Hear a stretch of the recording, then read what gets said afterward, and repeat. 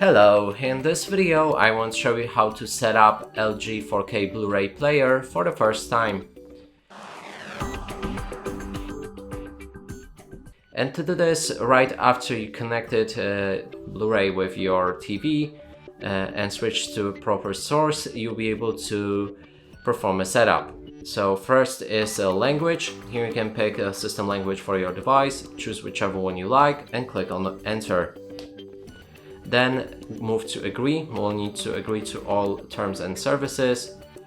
Then we can set up our network, and for that you will need to connect the LAN cable or wireless network. Please install the router, and by that I think they mean we'll actually need to connect a USB wireless receiver for Wi-Fi, because I tried to connect it with internet with wireless network, but it didn't work. So we can click on start and see if it will connect, but probably not. Yeah.